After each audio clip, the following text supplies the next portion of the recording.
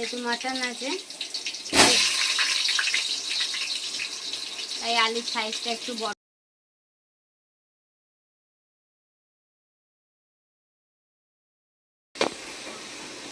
বন্ধুরা আলুটা হয়ে গেছে, আলুটাকে আমি বের করে নিলাম।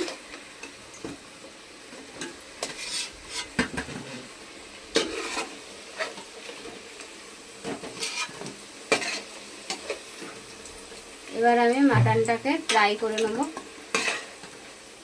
তারপরে মশলা দিয়ে কষাবো। এই যে মটনটাকে কষানোর জন্য কি কি দিচ্ছি আমি বলে দিচ্ছি। পেঁয়াজ কুচি, কাঁচা লঙ্কা, আর রসুন, আদা আর টমেটো, এগুলোকে আমি মশলা করে নেব। আগে মাটনটাকে ফ্রাই।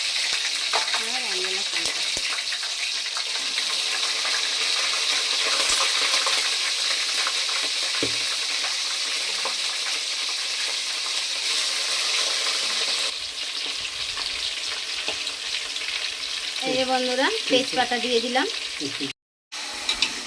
এই যে বন্ধুরা মটনটা একটু কুক করে নিয়েছি, ভেজে নিয়েছি। এবার তুলে নেবো আমি মটনটাকে।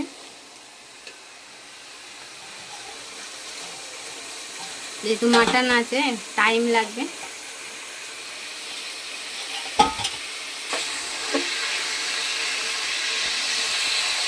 এই যে বন্ধুরা মশলাটা কষবো। এর মধ্যে এবার তেলের মধ্যে আমি গোটা জিরে দিয়ে দিচ্ছি।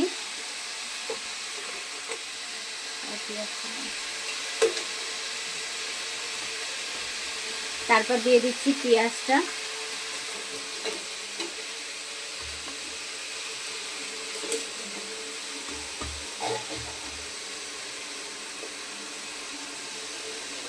পেঁয়াজটাকে একটু লাল করব। এর মধ্যে দিয়ে দিচ্ছি এবার টমেটো কুচিগুলো।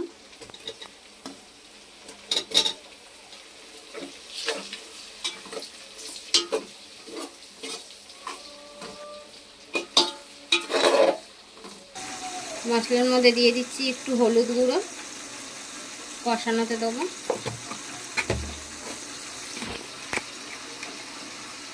লঙ্কা গুঁড়ো,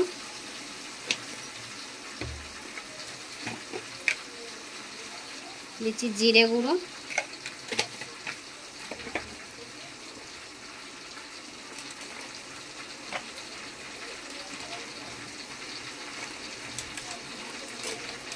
দিয়ে দিচ্ছি কাশ্মীরি লঙ্কা গুঁড়ো।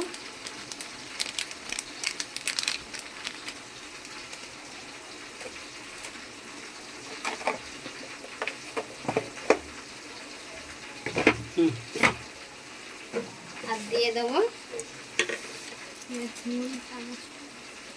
স্বাদ অনুযায়ী নুন। যেহেতু মশলাটাকে দিয়ে দিচ্ছি,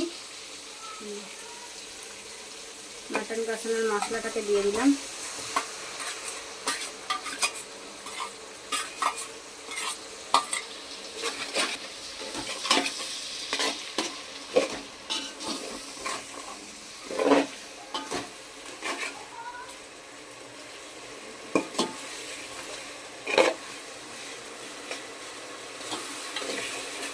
হিন্দিটাকে ছড়াও একটু।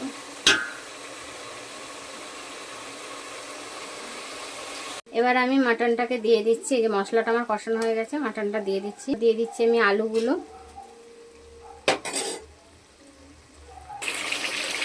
এই বন্ধুরা মটন কষানো চলছে।